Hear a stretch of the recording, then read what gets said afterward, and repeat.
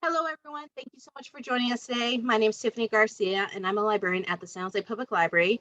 Today, we have Fiona, who will be presenting a virtual mental health workshop for families. And we'll be naming and taming our emotions. And so now I'll go ahead and pass the spotlight to Fiona. Awesome. Thank you so much. I've unmuted myself. Cool. Thanks, Tiffany, and thanks, San Jose Public Library, for having me here. And thank you to you all for being here on a beautiful Thursday afternoon in the summer. Tiffany did mention this will be recorded. So if you doze off at any point, no hard feelings, you can come back to this later. And so I'm going to start sharing my screen so we can get started. So my name is Fiona. I am currently a child and family therapist working at Kaiser Permanente's Child and Adolescent Psychiatry Clinic as part of their postmaster's training fellowship program. So there I'm supervised by Scott Lefranconi, MFT, who's not here today. But this topic is really near and dear to my heart, and you might notice that it's called Naming and Taming Our Emotions and not Happiness 101. And you'll hear a little bit about that later on. But just kind of keep in mind that today is not meant to replace therapy. This is not meant to be a therapy session. It's really skills-based, education-based. You might hear some words or concepts you can look up later on, or if you're already having therapy services, you might be able to ask your individual provider about or learn more about. But really take this as kind of just a skills review, and it's not meant to replace therapy. And of course, I work at Kaiser, but anything I say today is, of course, my own opinion and not Kaiser's opinion. So just wanted to throw that disclaimer out there before we begin. So we're going to go ahead and get started. Why do I name this Naming and Taming Our Emotions and not How to Be Happy, even though, everyone always talks about don't be mad, be glad, or happiness, or live, laugh, love, laugh and be happy, how to be happy, right? And if you ever watched Inside Out, Joy really took up most of the movie trying to be happy. We all try to be happy. There's nothing wrong with being happy. What happens though is a lot of times we put so much emphasis on that we think something's wrong with us when we're not happy. So the minute we feel anything that's not positive, we think something's wrong. And so a lot of kids and families, parents come and of course you want your kids to be happy. And of course our kids want to be happy, right? They might say, I want to be happy forever. I don't ever want to feel angry. I don't ever want to feel worried. I'm like, ooh, I don't know if I can do that for you, right? So I like to ask them a question. Why do we even need emotions? If, feeling angry and feeling worried, it's so hard for us. Why do they exist? So kind of throwing it all to you, and you can type it in the chat box. Why do you think emotions are important? And this traffic light might be a hint for you, or you can unmute yourself if you feel comfortable because it is recorded, but you can type in the chat box. Why do we all need emotions?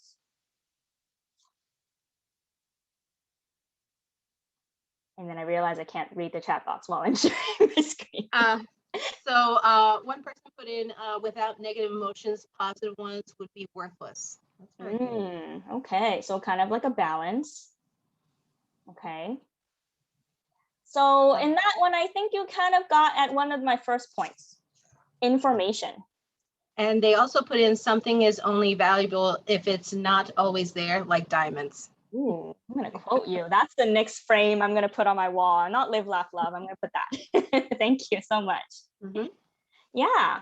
Thank you for chiming in. So, we got more coming in. I can notice chat. Yeah, emotions give us information, right? So if we always have positive emotions, we might not notice other things. But when we can kind of notice the positive and negative, maybe it cues us in. Hey, this one thing makes me feel really positive, and this one thing makes me feel really negative. Or when I don't have this one thing, I feel really negative, right? So emotions are like traffic lights for us. We all kind of know how to read a traffic light, whether we drive or not. Red means stop, yellow means pause and slow down, and green means go. Emotions are that same way for us. They kind of give us a reaction in our body and tell us, hey, slow down. There might be something here. Something's off. Sometimes it's accurate and sometimes it's not. And we'll talk a little bit about that later. But either way, it pauses us and forces us to slow down and think, oh, is something up? Emotions also communicate to other people. So it communicates to us that something's up, and it also lets other people know that something's up and that there's something we need. So if you all watched Inside Out, and if you haven't, I recommend it. There's a scene that really communicates how powerful emotions are and being able to communicate to other people what we need. Most of our communication with other people is actually nonverbal. 55% of our communication is through body language, and 38% is through our tone of voice. And our emotions can change that. So even if we tell people, I'm okay, people can probably tell we're not okay, right? So emotions allow us to show it in different ways and let people know, hey, something's up with Fiona. She is not okay. And it communicates to people. And emotions motivate us for action. So when something's wrong, we're able to catch it up and be like, okay, something's up. I think I need to do something about it. So if we're feeling angry, it might be because something's unfair and we need to rectify that. We need to make it right. If we're feeling really lonely, it probably tells us we need to go talk to somebody and connect with somebody again. Or, even if you're just crossing the street and you see a car coming by, your emotions will get you jumping off of that street and onto the curb before you even register what's happening, just because of how fast emotions are at communicating for us, informing us, and motivating us to action.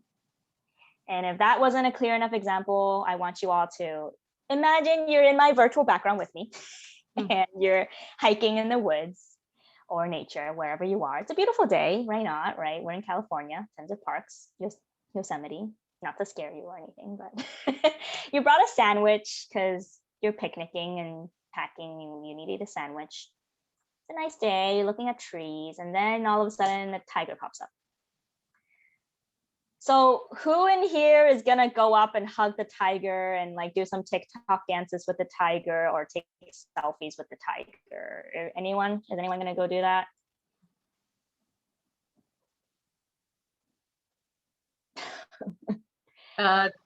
Totally someone there, yes. Let's talk. I'm probably gonna be running away, and probably most of us will be running away. And if I were you and if you were me, you would probably be running away and throwing that sandwich away. TikTok dances and selfies aren't the priority. Even though it might make National Geographic, you probably want to run for your life first, right? Now, what's actually happening on the inside? So this is the sciencey part of it. So if you get dozed off, it's fine. But at any point, our bodies are always balanced by these two systems, the parasympathetic nervous system and the sympathetic nervous system. The sympathetic nervous system was the system that allowed us to run from that tiger, right? It dilated our pupils so we could see everything a lot clearly. It increased our heart rate so we could run, right? All the blood rushed from our brain and our hearts to our arms and legs so we could run. So we might also get dizzy. Our digestion is not a priority. So no matter how yummy your avocado, turkey, ham, cheese sandwich is, I'm sorry, your body's not going to digest that. It's not important. What's important is running from the tiger. And so when our digestive system halts, right, it kind of gives this funny feeling in our stomach, or we feel nauseated, right? We sweat a lot. We might even pee our pants because we're terrified because our urinary system will relax our bladder. So we're running and we're running and running. Finally get to the parking lot. We see our car, get in the car.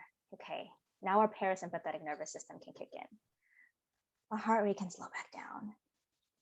We can think about digesting that sandwich again. Everything kind of slowly comes back to normal. These systems are always at play at any point in us to kind of keep us balanced, right? Now, what's happened for a lot of us this year in COVID and news and everything chaotic going on is a lot of us kind of just constantly had our sympathetic nervous system activated.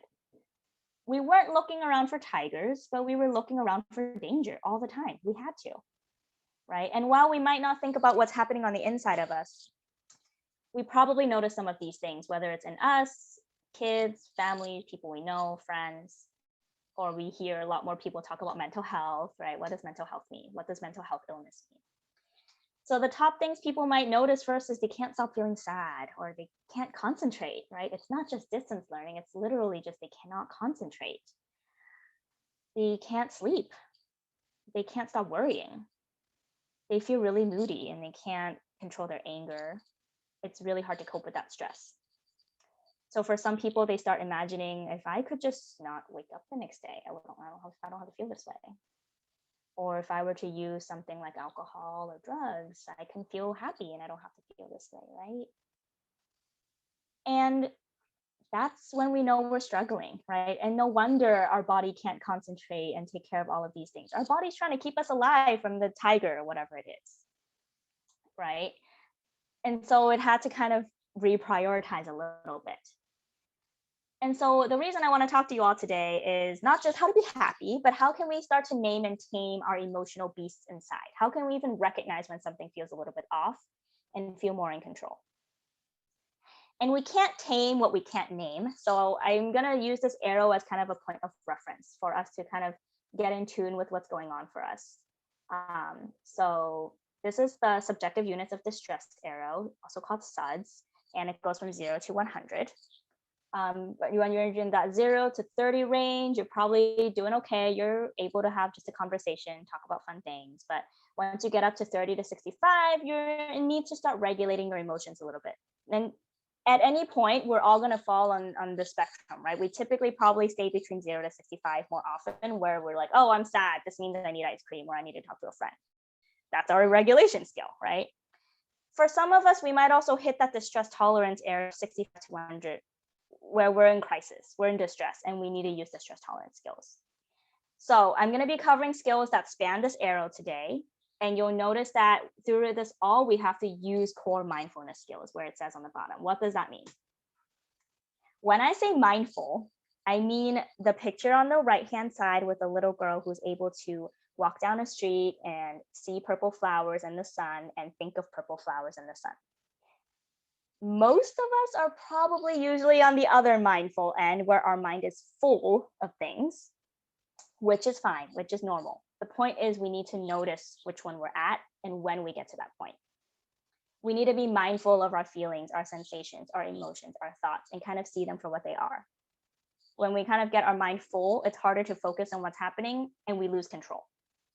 So mindfulness is a way for us to feel more in control. So we don't end up saying things like, you left me with no choice. I had no choice but to punch a wall, right? When we're mindful, we can be more in control and decide and notice, hey, I'm at a 70, probably not in the best place to have a conversation. I need to go take a break before I do something I regret. And can mindfully choose a response. And there are many ways you can practice mindfulness. This doesn't have to be a 5-minute meditation practice. Mindfulness is a way of living. It's an attitude. It's in how you take your walks, right? Are you listening to a podcast and blasting with music and texting your friends? Or are you actually noticing the flowers you see and looking for green things on the road or purple things? When you're washing your dishes, are you just thinking about the next Netflix show you're going to binge? Or are you actually noticing how the water feels and how the soap feels on your fingers? Not that you might enjoy it, but it's really not about enjoying or not enjoying it. It's about being present in that moment. So you can train your brain to focus on one thing at a time and fully participate. This might even be listening to a song and just focusing on the chords you hear or the instruments or when you stop hearing an instrument. Noticing details like that and staying really present, those are all ways we can foster our mindfulness. So we're going to be focusing on the arrow of, different feeling zones, right? We're also going to be focusing on skills that are related to our feelings, thoughts, and behaviors because they all link together like a triangle. They feed off of each other. When we're feeling sad, we're probably going to notice and feed on more sad thoughts and do more things that ultimately make us feel worse, right? It's a cycle. When we feel happy, we're probably more grateful and notice happier things and do more things that make us feel happy. This also means if we're able to focus on either part of this triangle, we can also feel more in control of how to promote positive feelings and thoughts we want to have, or do more things that make us feel good. So let's start with feelings. What are feelings? Happy, sad, angry. Yeah, okay. There are a lot more feelings besides happy, sad, and angry. And a lot of times, the way in which we make ourselves feel worse for having feelings is we tell ourselves, why do I feel this way? This is stupid. I shouldn't feel this way. And the skill I want to bring with you about feelings today is the acronym RAIN. And RAIN stands for recognize, allow, investigate, and natural awareness. So one of the thoughts we can give ourselves when we're feeling sad is, this is stupid, I shouldn't feel sad, I'm so dramatic, ugh, and then we feel worse about ourselves. And RAIN is really about just recognizing what's going on and allowing the experience to be there without trying to change it or judge it or push it away. Because the more we push it away and tell ourselves and deny ourselves of that experience, the worse we feel. If we kind of just allow it to be there and sit through it, we'll notice that it's a wave of sadness that comes and goes. It'll come and it'll go, just like happiness, just like positivity, just like, gratitude, right? We can always try to foster more of it, but these are all waves that kind of come and go. So recognize what's going on. Maybe you don't quite have a word for it yet, in which this wheel, if you Google feelings wheel, you'll be able to find this and have a printout if you want, or draw your own. You might get more vocabulary on different feelings that are going on. So maybe it's not just that you're sad, but maybe you're actually feeling fragile or guilty or empty. And that might fit your experience more than the word sad. And then allow it to be there, right? Whether you like it or not, whether it's convenient or not, accept and allow that, okay, right now I feel sad. Right now I feel this weight of sadness. Right now I feel empty. Right now emptiness is here. And then investigate it kindly. So what color is it, or where is it, right? What would it look like? What might it say? Don't go so much into the why am I feeling this way, because that can easily go into a judgmental route, but just really be curious. And then N stands for natural awareness, which comes with not identifying. So instead of saying I am empty and I'm empty forever, and my middle name is empty and that's who I am forever, it's my personality trait, just kind of notice that right now I'm experiencing a feeling and experience of emptiness. And that's it. So by becoming more aware of our feelings, that's already the first step to taming our feelings, because we can't tame what we don't name. And just by naming it, that's already the first step to regulating it, because we no longer feel out of control, right? We are no longer feeling like something's wrong with me and I don't know what it is and it's bugging me. We can put a word to it and like, oh, this is what empty feels like. This is what grief feels like. This is what overwhelm feels like. And we can be more aware of it next time it happens. Now, after we look at our feelings, sometimes we can check if the feelings fit the facts. And this is where we kind of target the thoughts, right? So we can kind of be an investigator or a detective and checking the facts of our thoughts to see how realistic or how helpful are they to us, right? So let's say, it's Friday night. I know it's Thursday, but imagine tomorrow night I'm texting my friend and they don't reply me. It's been 10 minutes, left me on red, didn't reply me. Now I might immediately go, oh my goodness, they're mad at me. I did something wrong. They're mad at me. It's making me feel really sad and really guilty and really scared, right? So I'm okay, recognize that feeling. Now I'm going to slow down and be like, okay, do my feelings fit the facts? I can ask a few questions. What else might be happening here? Maybe they accidentally opened their phone, or maybe they just forgot to reply. I do that sometimes. Or okay, let's say I'm really thinking they're mad at me. What evidence do I have for the thought that they're mad at me or against? Well, they just invited me to hang out actually this weekend. Like, why would they do that if they were mad at me? I don't know. Okay, going on with it. What's the worst thing that could possibly happen? They're mad at me, I guess. And then is that the most likely situation or the worst case scenario? And if it does happen, right? Let's say it did happen. How bad is it? And can I cope with it? Will I know how to deal with it? I can probably talk to them. And if all of those are a little bit too hard, right? Sometimes it's easier to just think, if a friend came to you with this situation and this thought, what might you tell that friend? Would you go on and tell that friend, like, see, this is why nobody talks to you. This is why you have no friends. It's because you're a loser. You get everyone mad. You're never going to have any friends. Probably not. And if you do, might have some work to do, right? Or might you just tell their friend, like, hey, I'm sure they're just busy, or, I'm sure you can just text them again. They probably forgot, right? So it's really important to remember that thoughts are not facts. No matter how mean we can be to ourselves and how negative we can be, or how strong we feel like must be. I feel like they're mad at me, so they must be mad at me. Feelings are not facts and thoughts are not facts. So these are kind of some of the ways we can address the thoughts and the feelings part of the triangle. Rest of the presentation, we're going to talk a lot more about behaviors, things you can do in practice. So there are actually ways we can work on reducing how vulnerable we feel to these negative thoughts and feelings that we experience. And the acronym here, you'll learn there's a lot of acronyms. ABC, please. So A stands for accumulating positive emotions. So this is doing something as simple as just do the things you enjoy, do things that make you feel happy and pleasurable, schedule time for it, right? If you are really all day just work, home, sleep, chores, cooking, yeah, of course you're tired, right? Schedule time to do something you enjoy.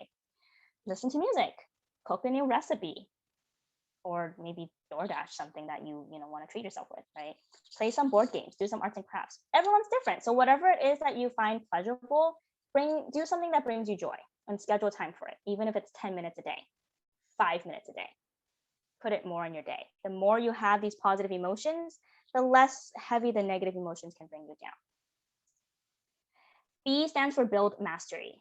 So do things that make you feel confident and like you have a challenge and that you can overcome the challenge. For a lot of people, A and B might kind of be the same thing. So maybe making music brings them pleasure and brings them mastery, or maybe painting does the same thing. For some other people, it might be very different things, right? So what are things that bring you a challenge? Maybe it's gardening. So find something that you want to learn or do and get better at. And the more you do those things, the more accomplished you feel, like there's a point and a purpose in doing things, right? And C stands for cope ahead. So life is going to be full of stress and problems. We're not going to be able to avoid it, right? How can we imagine and expect stressful situations to come up and imagine and rehearse in our head how we would successfully cope with it? And how can we visualize ourselves, right? Really successfully choosing a response rather than reacting, which a lot of us do all the time, right? You left me with no choice, so I had to punch you. Okay, well, now that we know this person tends to get on your nerves, how can we think of something else that we might actually want to do and rehearse that in our head? So maybe it's, you know what, this person gets on my nerves. Maybe I'll just have a friend call me like 10 minutes in the conversation so I can go get a breather and like calm myself down. Or maybe I just need to go, carry a glass of water with me and drink it as I notice myself getting more worked up. You'll learn more why I say cold water later. Right, so how can I choose these skills to use it? Or, you're gonna have a stressful week ahead. So how can you intentionally plan ahead some pleasurable activities that you can do and imagine yourself doing that, right? So picking a skill and planning that in advance and rehearsing it in your head so you feel more confident when it does come and you get successful, and then you feel good about yourself for choosing a response you like. There's the please part. So PLEA, it really is just about our physical health mostly. So attending to physical illness, taking medications as prescribed, following the doctor's recommendations, getting all your checkups done, balanced eating. So making sure you're having a balanced plate of fruit, grains, vegetables, protein, dairy. And when I say balanced, I mean balanced. I don't mean broccoli every meal, because that's not balanced, right? It's healthy, but too much of anything is not great anyway, right? We still need all the fruits and grains and protein in there and dairy. And when we actually cut ourselves off from nutrition through restrictive eating or cutting out certain things for too long, whatever it is, when we're not balanced, we're malnourished. And that can actually mimic a lot of the symptoms of anxiety and depression, like lack of concentration, irritability, moodiness, anxious, depressed, difficulty sleeping, tired. All of those things can happen whether you're anxious, depressed, or malnourished. So it's really important for you to have balanced eating and eat breakfast. I know a lot of people don't eat breakfast, but simply skipping breakfast can already increase the chances of depression. So you really want to make sure you're eating that breakfast. And A is to avoid mood altering substances. So this includes caffeine and coffee, this includes energy drinks, but also drugs and alcohol, right? Anything that kind of alters your mood in that way, you want to try to avoid it as much as you can so you feel less vulnerable to that up and down emotion. S is for sleep.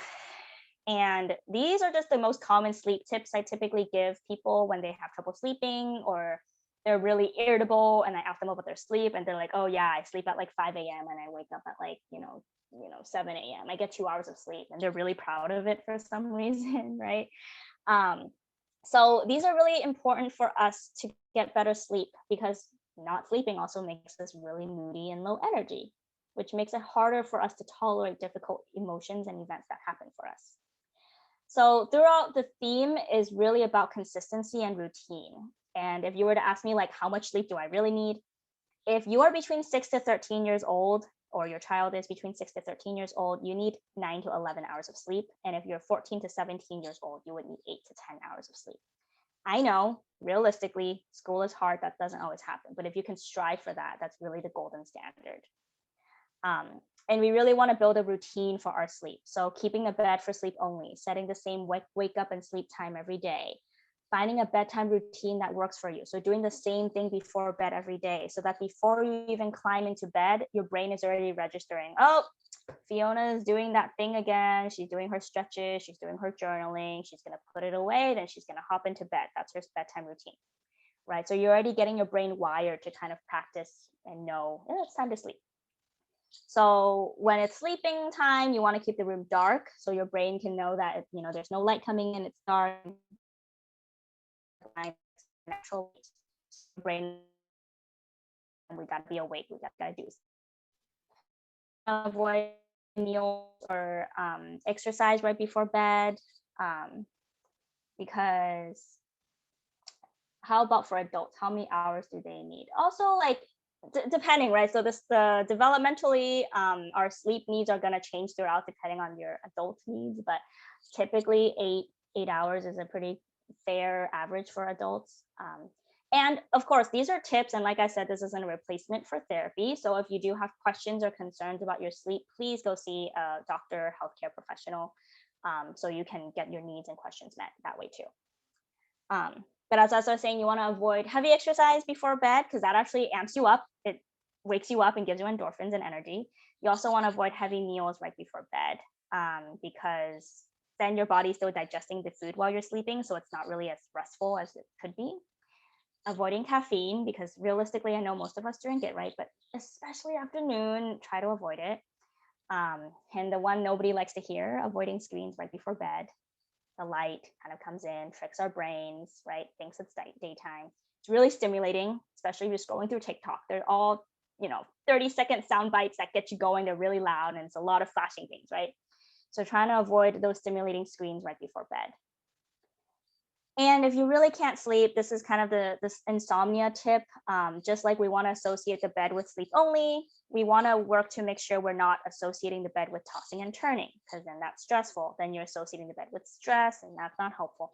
So, two things. If you really are having trouble sleeping, please talk to a healthcare professional, and try to not stress about sleeping. So get out of bed, do something else that's mildly stimulating, like reading or puzzles, word search. And then go back when you feel more tired. Don't toss and turn in your bed, and don't check the clock and count like, oh my goodness, I need to wake up in 3 hours and I'm really stressed out. That's just gonna stress you out more, right? That's gonna tell your body there's a tiger coming through. There really isn't. And E stands for exercise. So exercise just means moving your body. You don't have to go do a HIIT class. You don't have to go lift weights. You can if that's what you enjoy, right? But it can be yoga, it can be taking a walk, it could be having a dance party. Just being able to move your body, like I said, we don't want to exercise right before bed because it gives you the endorphins and energy rush. That's why we want to do it at other hours, so that if we're feeling lazy and tired and I don't want to do anything, well, if you can at least do some stretches, right? That can already get the juices in your body going. And when you're able to do, intense exercise, right, that endorphin really comes into play when we talk about distress tolerance skills. So just now, everything we talked about was for that middle zone where most of us are probably at, that emotion regulation zone. So now we're gonna jump into distress tolerance for a little bit when we're at that top zone, when we're in crisis, when we, maybe we're having thoughts of hurting other people or ourselves or doing something we're gonna regret, we're feeling really out of control. This is the distress tolerance skill zone. For when we can't do anything rational because our emotions have just taken over, we need to calm our body down first. So intense exercise is one way to do that, right? Just burpees, jumping jacks, jump squats, sprint, right? Do a whole bunch of intense exercise until you're sweating and breathing and you feel calmer, right? You'd really just do it as long as you need to until you feel calmer. Temperature change on the opposite end, right? So exercise gets you hot. Temperature change on the cold end also helps us feel calmer. There's a diving reflex that gets triggered when we splash cold water on our face, or if we dunk our face in a sink of cold water. That triggers that parasympathetic nervous system we talked about earlier to calm us back down and slow us back down. So you could practice this by maybe preparing ice packs in your freezer. If you know you're going to go through these intense emotions, you have it ready, or you can prepare it for your child, something for them to use. I recommend just bringing a water bottle with you at all times, filling it with cold water, cold ice, so you can drink it, right? That's another way to get cold water in your system, or taking a cold shower, right? But these are just different ways for you to feel more portable with these skills. So you might not be able to do burpees wherever you are. Cold water, you can probably bring most places.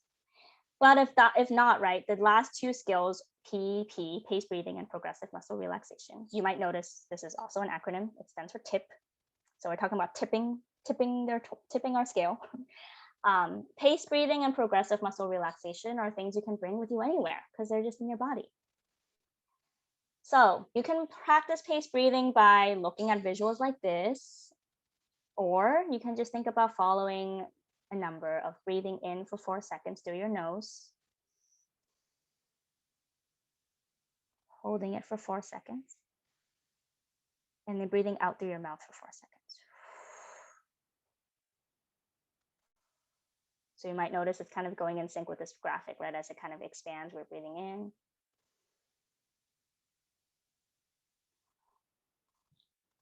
And one breath is not going to cut it.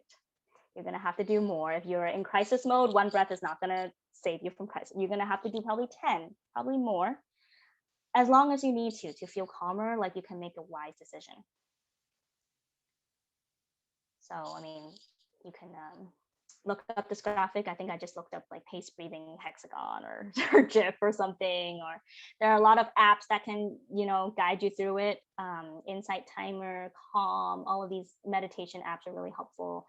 YouTube videos, there are so many for kiddos, especially too. Like they have somewhere it's like watching a fish's bubble grow and shrink. And so that's another calming visual to look at if you're, you might have more of a visual child.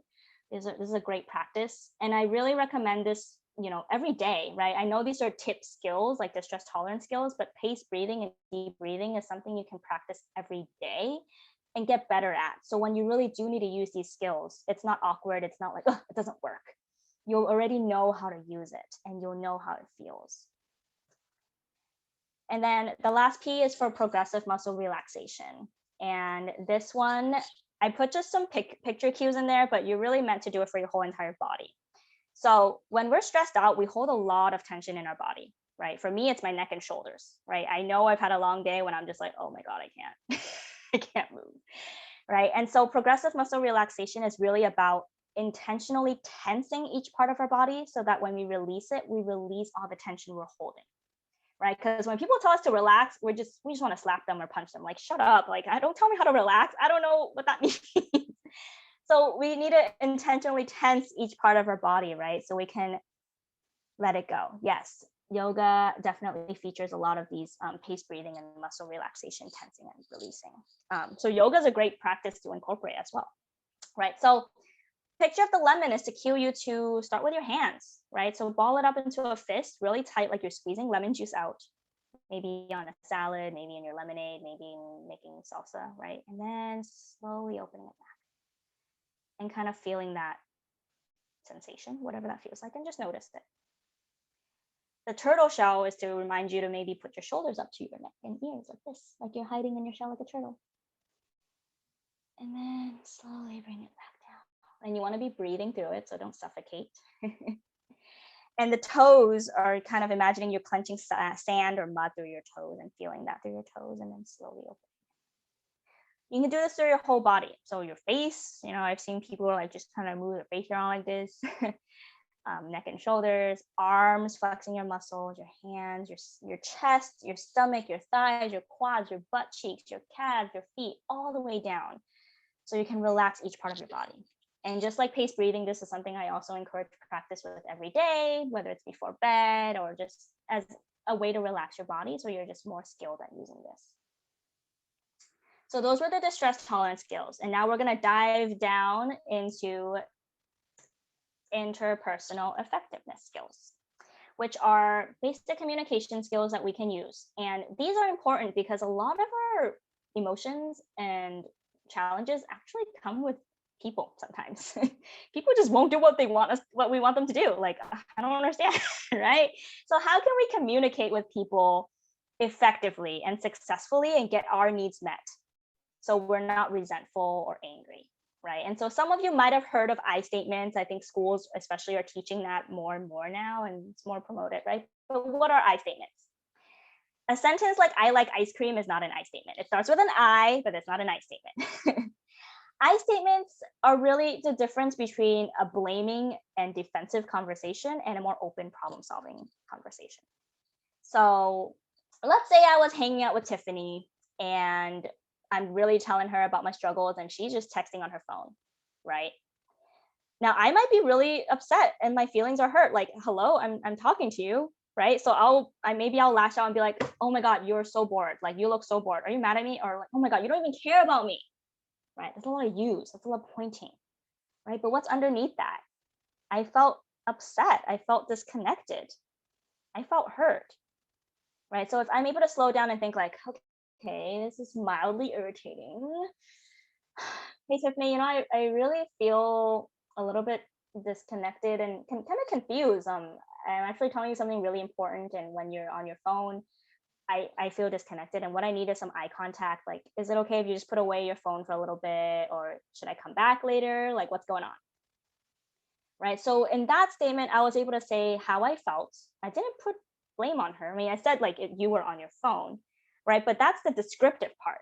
If a video camera was around and I said you were on your phone, like I have proof that she was on her phone. But if I said you're bored and you don't care, I can't get factual data that that's true. So Tiffany's response is like, I do care. I wasn't bored. What are you talking about? Right. And then you just argue about whether or not that's true. And you're missing the point that she was on her phone and you felt hurt. So I statements are really a way for us to get back down to how that behavior is affecting us and what we would like. And we want to be able to be open to negotiation, right? So I offered her some options, like, can you put away your phone for a little bit, or should I just come back later?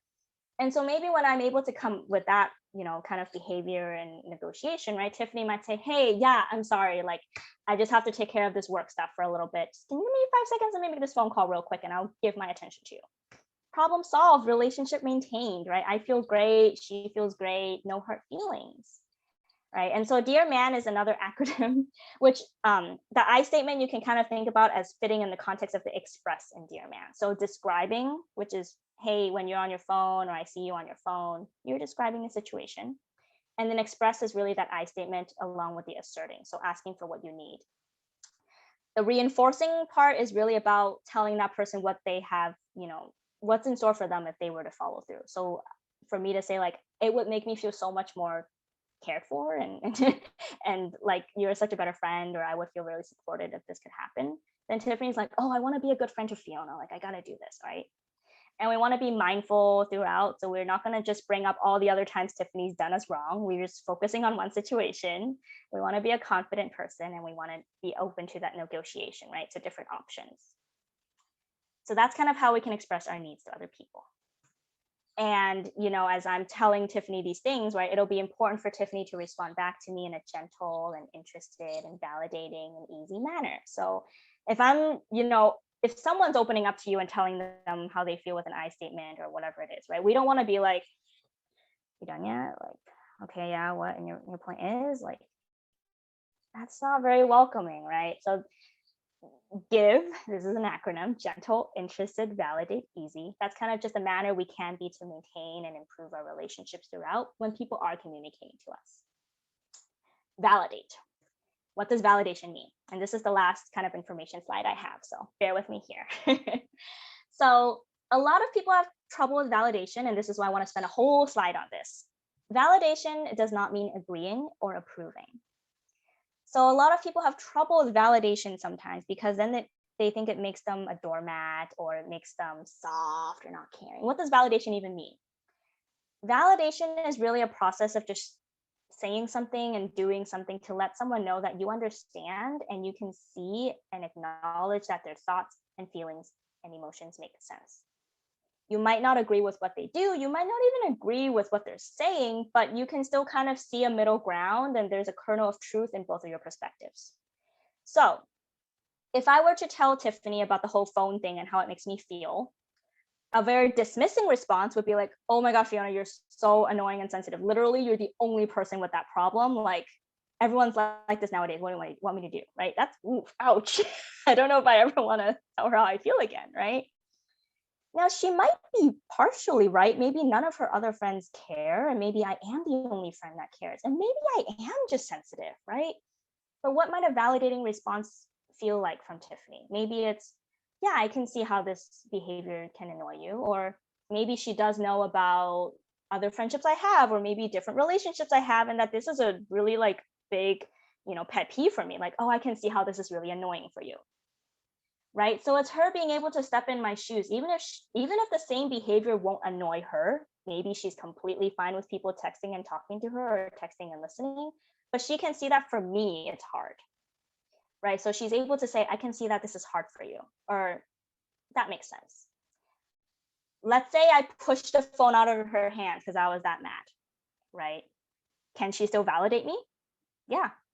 But validating doesn't mean she has to say, oh, I can see why you pushed the phone out. I completely deserve that. She does not need to stoop to that level. She does not deserve to have her phone. They're not that disrespectful. So she doesn't have to validate the behavior I did, but she can still say, oh, yeah, I can see you're upset, or I can see this really upset you. Or, yeah, I can see why you're upset, right? So she doesn't have to say, I can see it makes sense that you threw my phone out. You're right. Let me just, do your car wash for a week because I just owe my whole life. Like, no, she doesn't need to go that far, right? She really can just let me know, like, she sees my emotions. She sees I'm upset, or she sees why I'm upset. So it can be something as simple as just, that makes sense, or of course, right? And of course, we want to be genuine with it, right? So don't take this as like a script of like a, go-to guide, like, how do I validate? Okay, start by saying, you don't have to be a robot. It takes practice, and it might feel a little strange at first, but just like how, with the rain skill, just by naming our feeling, we felt more regulated and tamed, right? When we're able to validate somebody else's feelings and let them know that we see them, we hear them, and we feel them, that also helps regulate them, right? Especially if you have, a really, young child and they're crying and screaming, and our gut reaction is to like yell at them for yelling and screaming. But if we're able to say like, oh, you're really upset, right? Then they're like, oh, finally, somebody sees me, somebody hears me. I've been screaming for hours. How has nobody noticed that I need this attention, that I'm upset, right? So this flow chart here is just kind of another example of dismissing responses versus validating responses, right? So a lot of times we're very well intentioned, right? None of us are mean people. I'm sure we're all people who care about the people around us. I don't think we would be here if we weren't, right? And a lot of times when people are afraid or worried, our immediate is, oh, you'll do fine. You're great at everything you do. Like, I am not worried about you, right? We really mean well. We truly believe it, right? A validating response might be like, yeah, it can be scary doing new things. Or like, this is really hard for you. This is new for you. Or even, yeah, anyone would be scared in your shoes, right? So yeah, maybe they will do fine. Maybe they are excellent. But for you to even just see that, hey, they're clearly struggling right now and they need someone to see that, that's validation. They can be great at a lot of things and still feel scared, right? So a lot of validation is about being able to see both sides, even though they seem like they can't be true at the same time, they can be, right? So maybe you see somebody, like you have this friend who like has this boyfriend that like you saw the red flags, told him to dump, and they finally broke up, right? And you're like, I never liked him anyway, you're better off, right? Told you so, right? Now, a validating response might be more like, yeah, this is really hard for you. You really cared about him, or that's really disappointing when things don't go your way. And this is hard. And that's all it is. That's all validation is. So we kind of went over all the skills. I want to conclude with some recommendations and resources. Tiffany was able to send out the document with all of this recommendations and resources right before the event started. So don't worry about screenshotting or typing it all up. You have the document. These book recommendations, so this first page is for children. So these are books children can read, or you can work through with children, like elementary school age children. So there's Breathe Like a Bear for more mindful practices and Peaceful Piggy meditation, but also some worry books, angry books, all available at the public library, San Jose Public Library, I think except for the Who Moves My Cheese. Tiffany beautifully attached the links to every single book in the document too, so you can just easily find that. These are recommendations for teens. So again, workbooks or books to read, stress reduction, happiness track, which really just is talking about the happiness track, right? Again, different ways to manage our mood. And for parents, so the Explosive Child and 1-2-3 Magic are more for the younger ones. Explosive Child, particularly for if you have this child just really angry a lot, and really it's a way of conceptualizing this as a lack of skills versus a lack of want. So it's kind of this model of how can we look at what our child's skills are missing and how can we support them in that and collaborate in that. And 1-2-3 Magic is just more disciplining and support on that end, as well as the other two books are just more in parenting with love and logic. I wanted to go over these community resources as well in San Jose. So you can build mastery, right? If you're like, I'm stuck at home, there's nothing to do, I don't know what to explore. San Jose Public Library is a great first stop. They have so many great workshops on like drawing and Legos and all of these things. If you just want to get your toes wet a little bit, like what is it like to do this? That's a great way to start figuring out if that's something you want to devote more efforts to. Tech Museum has family making camps also for you to kind of, I think you have to purchase the kits, but you can, learn at home and build mastery in something. Vegolution is a place where you can volunteer. It looks like from the website that they take all ages. So like it might just be a family volunteering event, or if you're old enough, you can go on your own, right? Really tend to your own farm, garden. And San Jose Art Museum, they are still having some online stuff going on, and you can always go in person to get more in depth with art if that's your thing. Or if you like creating art, like photos and music, there's MACLA in downtown San Jose that also has a lot of workshops and mentorship and stuff like that too. This stuff is also in that document. And finally, concluding with just more phone numbers, hotlines for more mental health support. Like I said, today is not meant to be therapy. If you're noticing any of these symptoms or challenges really resonate with you, or you feel like someone might be struggling with their mental health, whatever it is, please check out the resources we have in the community for you. You can also call Santa Clara County Behavioral Health to get started with services, or just talk to your doctor and see if they can, depending on what healthcare, insurance or how that works for you, right? Start talking to a professional about how you can get more help. Specifically, Bill Wilson Center Healing Heart Program has grief groups for children and families. There's been a lot going on this year, so that's a really great space for you to get some grief support and processing. NAMI also has a great list as well as other support groups for other mental health. If you know someone with mental illness, right, it's a great support group for you. And Bill Wilson Center Contact Cares is another hotline you can use if you're just struggling with difficult feelings or even parenting stress. It's a 24/7 hotline. There's always a suicide hotline, crisis text line, Santa Clara County suicide line if you or someone you know is struggling with thoughts of wanting to hurt themselves or end their lives or hurt other people. And if it is in that moment of crisis, there's also the Uplift mobile crisis line, and that's a service available to Santa Clara County residents. So all of this is on that document.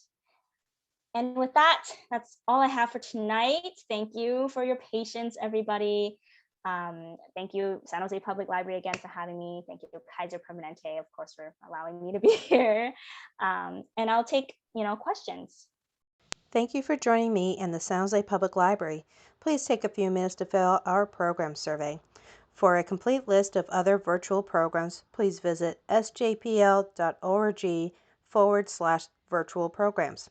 Also, don't forget to follow us at San Jose Library on Facebook and sign up for their newsletter at sjpl.org/e-newsletter to stay informed of all things SJPL. Have a great day.